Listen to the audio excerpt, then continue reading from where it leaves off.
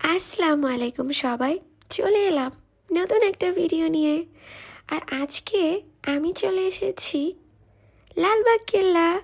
হ্যাঁ, এটা পুরান ঢাকায় অবস্থিত। আর লালবাগ কেল্লা আসলে আমাদের ইতিহাস ঐতিহ্যের একটি অন্যতম নিদর্শন।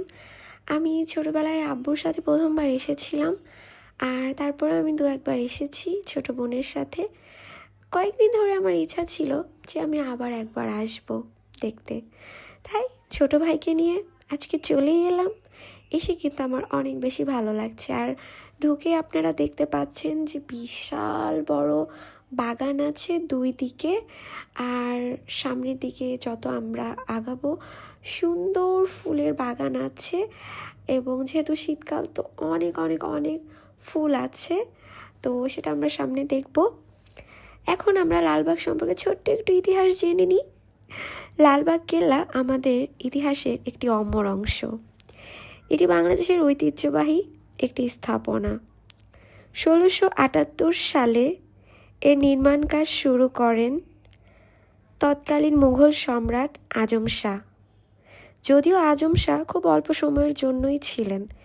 এরপর নবাব শায়েস্তা খাঁ পুনরায় লালবাগ কেল্লার নির্মাণ কাজ শুরু করেন। তবে কাজ শুরুর 4 বছরের মাথায় শায়েস্তা খাঁ এর মেয়ে পরি বিবি মারা যান। মূলত তারপর থেকে তিনি এর কাজ বন্ধ করে দেন। অনেকে এরপর থেকে এই কেল্লাকে অপয়াও মনে করে থাকে। পরি বিবিকে লালবাগ দুর্গের মাঝেই সমাহিত করা হয়েছে। এরপর থেকে অবশ্য এখানে এটাকে অনেকে পরি বিবির সমাধি হিসেবে আখ্যায়িত করে। এটি একটি দীর্ঘ ইতিহাস এবং সংগ্রামের সাক্ষী হিসেবে দাঁড়িয়ে আছে।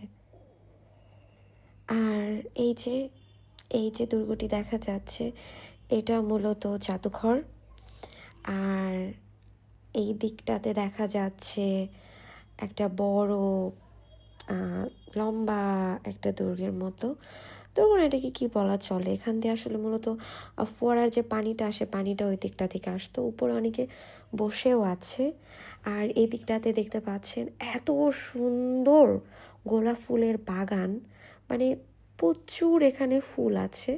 আমি যেটা ঢুকেই বলছিলাম যে আশেপাশে প্রচুর ফুলের বাগান বা ফুল আছে। এখানে এত ধরনের গোলাপ ফুল আছে এবং এত রঙের, আমি মুগ্ধ হয়ে যাচ্ছিলাম দেখে যে এত সুন্দর। ভেবেছি আমিও লাগাবো। আমি একটা বাগান করেই ফেলবো ফুলের, আমার ফুল অনেক বেশি পছন্দ। তো আবার যেটা বলছিলাম, এখানে এই এই দিকটার পাশাপাশি আমরা ওই দিকটাতে দেখতে পাচ্ছি ফোয়ারা আছে। ফোয়ারা যদিও কিন্তু বন্ধ থাকে সবসময়ই, এটা চালু থাকে মূলত বিশেষ দিনে, যেমন ঈদ। আর এই যে আমাদের লালবাগের দুর্গটি, এর ভিতরেই মূলত পরি বিবির সমাধি রয়েছে। যদিও আমি অতটা কাছে গিয়ে দেখাচ্ছি না, কারণ ওখানে মানুষ আছে, আর আমার মানুষ এত কাছাকাছি যেতে ভালো লাগে না।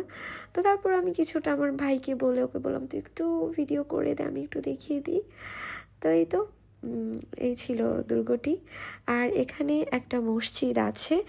এই মসজিদটি মূলত আজম শাহ দিল্লি চলে যাওয়ার আগে উনি তৈরি করে গিয়েছিলেন।